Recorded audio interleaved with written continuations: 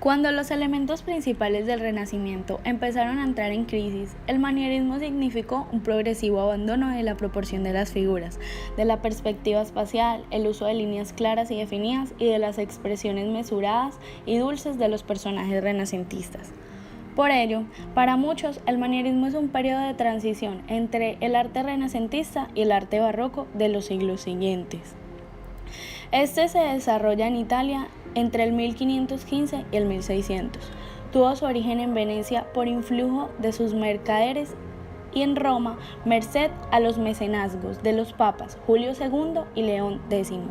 Se extiende por la Europa central y del norte, llegando a España donde alcanza su máxima expresión con Juan de Juanes. En realidad, esta corriente artística es una reacción anticlásica que cuestionaba la validez del ideal de belleza defendido en el Renacimiento. Sus principales formulaciones se sustentaban en una búsqueda de lo formal a través de situaciones de equilibrio al límite o a través de un exceso y un derroche de imaginación y fantasía que generaba significados diversos. Todo eso produce un arte confuso, lleno de contradicciones que se caracterizaba sobre todo por la exageración y la afectación.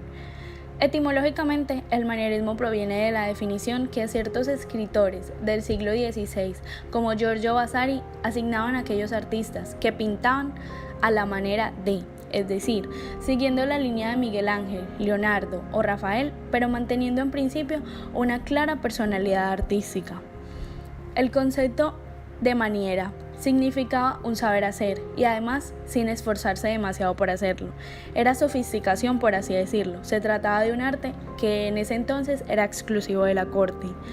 Ese arte se caracterizaba en general por su virtuosismo, su artificiosidad y al fin por comenzar un libre diálogo entre la forma y el significado, entre el estilo y el tema.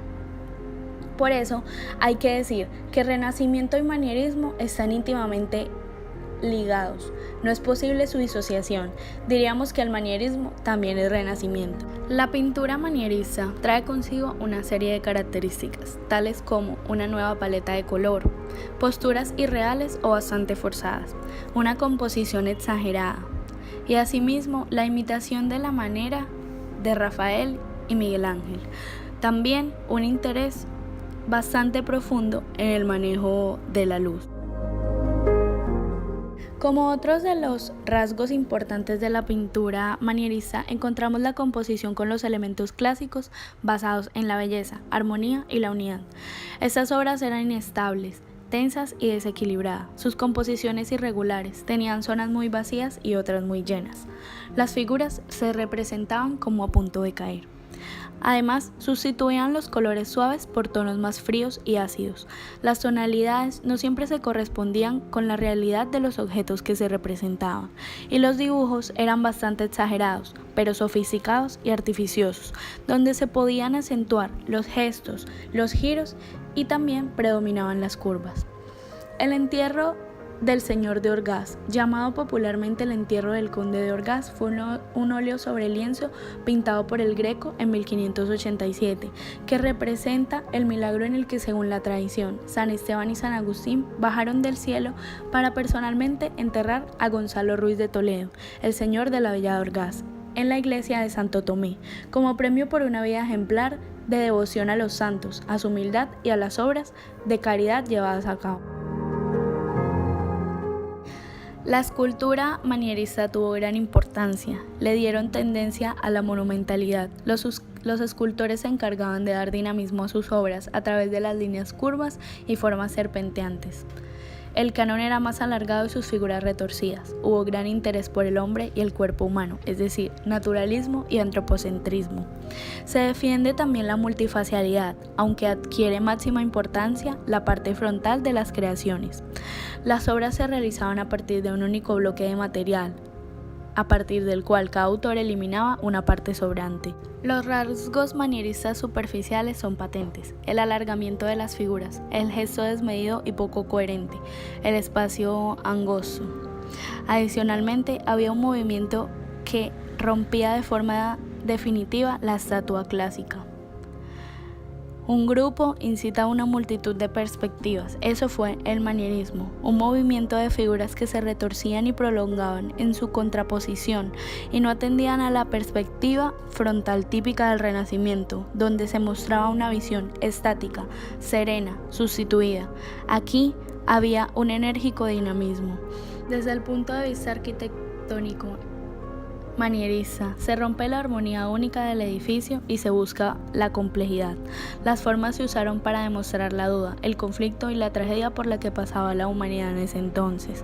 Es por ello que la armonía y el orden fueron reemplazados por la tensión, la incertidumbre y el desequilibrio, propios de una sociedad sin orden cósmico, lo que se reflejó bastante en la arquitectura de la época. Rechazó el equilibrio y la armonía de la arquitectura clásica, concentrándose en el contraste entre norma y transgresión, naturaleza y artificio, signo y subsigno. La búsqueda del ideal estético y armónico del Renacimiento fue sustituida por la personalidad del artista. Ya no existe una relación entre los elementos y se genera una sensación de inquietud.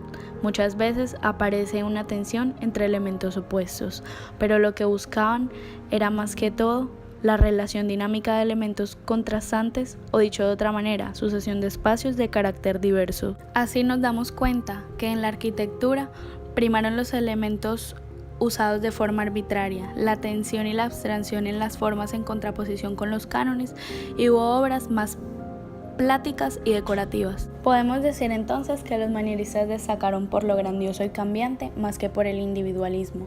Abandonaron el equilibrio y mostraron en su pintura un movimiento con profundidad sin límites. Esas expresiones surgen en un contexto de transformación que da inicio al arte barroco, que era más complejo, luminoso y dinámico que el manierismo, con formas contradictorias, pero era un arte que transmitía un mensaje moral y edificante, monumental y suntuoso como las cortes de los monarcas o las más imponentes iglesias.